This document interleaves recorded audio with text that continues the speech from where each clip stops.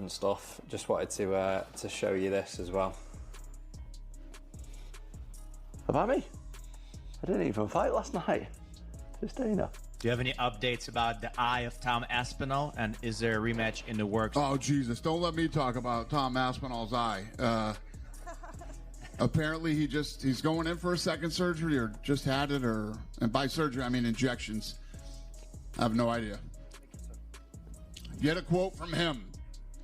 God forbid I say something about it. Go ahead. Jeez. How close did you think you were to Here's your quote. Catching strays, aren't I? Catching strays in my own living room on a Sunday morning. Right. Let's get one thing straight.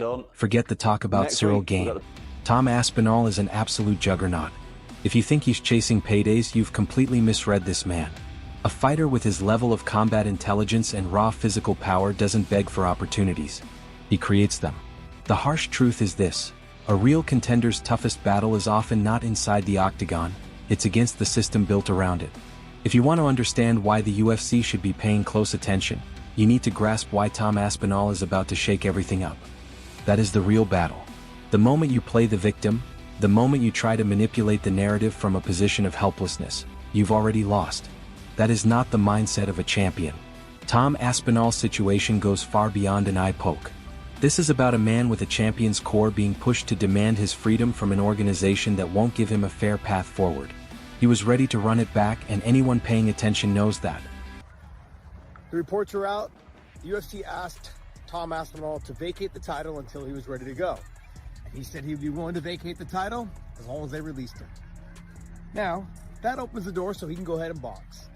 This is a really weird situation. The heavyweight division is just a total shit show right now. And it's been a shit show since the Jon Jones coming in, not wanting to fight, you know, the interim champion, which was Tom Aspinall at the time, and then fighting Stipe. No disrespect to Stipe, you know, but it was just, Jon had something in mind, and the UFC didn't squash that. They allowed that fight to happen, and it just led into this thing where the heavyweight division's been on hold since the Jon Jones, what do we call it?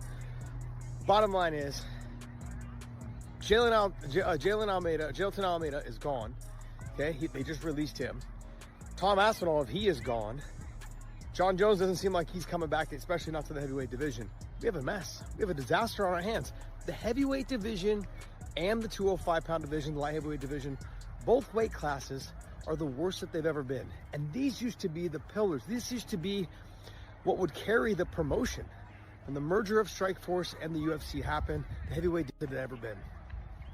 And the light heavyweight division, honestly, UFC was built off of the light heavyweight division. This is wild to me, man. The 135, 145, 155, and 170 right now are of MMA. It definitely carries. Is the enclosure. This is what a lot of the public fan base has had to say. Now, granted, this is on Twitter, right? And we know Twitter is a bit of a cesspool of negativity and toxicity, right? I'm sure if we looked at the Instagram comments, it'd be a little more positive. But look at these guys. First of all, Grok, is this real? Come on, man. You really think the heavyweight champion of the world is out there? He's going to fake something like this? He's going to put some, like, I don't know, eye drops in his eyes and be playing a whole stunt? No, we all saw the eye pokes. We all saw the aftermath. We all saw the fallout. We all saw the appointments with the doctors. And now we're seeing 4 months later the fact that anything, people should be more pissed at Cyril Gane. And then underneath that, Tommy's milking this shit, but hey, it is what it is. He wanted out of the UFC and got his chance. Now he'll sue for a few mil, and that will be that. And we can go on all day. We can go through it, but you get the general consensus, you know? I mean, fake, they said, right, I don't know. Listen, at the end of the day, these guys are talking out their arse. What do you mean he wanted out? This man has worked his way up. Died for the rematch, and there's still been no talk of a rematch. Because of course there hasn't. How can you have a rematch when one half of the matchup is still going through medical clearance, still trying to get his vision back? And in fact, if you read out the actual statement from the doctor, this was an Instagram post, and this is what was written, but it was like written in third person. I think Tom shared it or something like that. Even with impaired vision, elite fighters find a way. They adapt. They push through the fog and force their bodies to function under impossible conditions, because that's the bare minimum required to survive in this sport. So when Tom Aspinall talks about his vision, ask yourself the deeper question. Is this really about what he can see, or is it about what he now understands? This isn't a conversation about 2020's clarity. It's about combat intelligence. This isn't about flawless vision. It's about combat intelligence and that raw fighter's essence that drives you beyond every bodily hurdle. If you're seeking a way out when the test requires you to focus more, you're no champion. You're merely a rival who forfeited the aim to conquer. Talking about it online would say to me that the operation has been a success. So now it just is a matter of time before Tom to rest up, to heal from the surgery, and then come back and rematch Cyril Gane. But how long will that be? Because the one thing that you can't do, and I've said this in multiple other videos, you cannot rush this. When you rush back too soon, things can go wrong. When you operate on something, you weaken it. Anytime you go in there and drill or cut and slice and mess about with it, you weaken it. So you have to allow it a lot of time to restore, to heal 100%. You refine each strike, each movement. It drains your strength. Return too quickly, you're not just risking a defeat, you're destroying your whole career. This is no mere game. It's the fierce battle for your professional existence. This is why Tom Aspinall's strong desire for freedom burns. He is not just any fighter. He's a master strategist. He truly knows.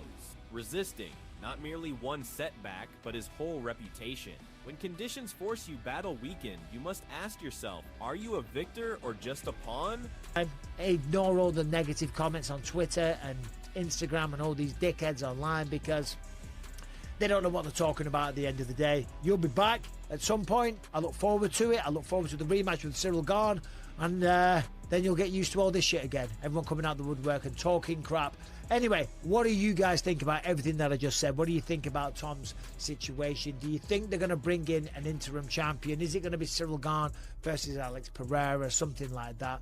I really don't know. But what do you think? As I say, always say, let me know in the comment section and subscribe. You talk about The rest are gaining, but you're missing the goddamn point.